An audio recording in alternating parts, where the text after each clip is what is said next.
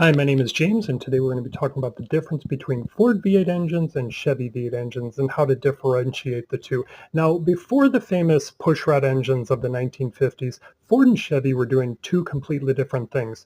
Ford had the famous flathead engine for about 21 years, and Chevy had the Stovebolt 6. So they're doing two completely different things. Then Ford switches to the Y block because General Motors had all these great V8 engines, pushrod engines that were more modern. So they quickly came out with the Y block. Now, how to identify the two is totally different. Ford started coming out with more engine families because Chevy had 5 different brands all developing their own engines in-house, so they each had their own V8 engine department. So Ford, after the Ford Edsel did not succeed, they decided to put their focus into engine families. So they went from, for example, the Y block to the Ford Edsel engines, to the Windsor engines, to the Cleveland engines. They had the 385 big block.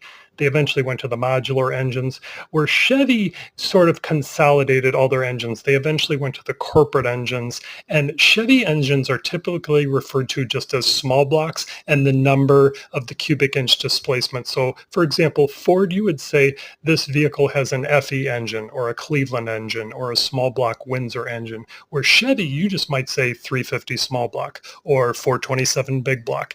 They don't really use engine families and talk about the factories as much, where Ford references the Ford factories of the internal dimensions. Now, let's talk about Chevy small blocks. So a lot of people want to know, did the LS engines replace the small block? And the answer is yes or no. They can call this a continuous evolution or a continuation in development. So what they mean is essentially after the iron blocks of the first and the second generation of the small block, the LS series was an aluminum block. So for example, the C5 Corvette, which came around in 1997, was the main advantage was it was a lighter aluminum block. So it shared very few, if no components besides some of the rotating assembly of the previous generation, but it was an aluminum block. So that was the biggest difference when they switched to the LS series. So they are smaller in displacement. They're typically lighter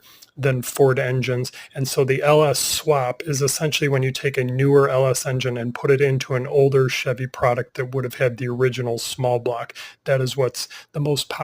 So one thing that separates the Ford F-150 from the Chevy Silverado is all the different trim packages. Chevys are typically more sportier, youthful design, where F-150 has like old school models like the King Ranch that you see here. And I've sold both versions. I would say the F-150 is definitely more of an old school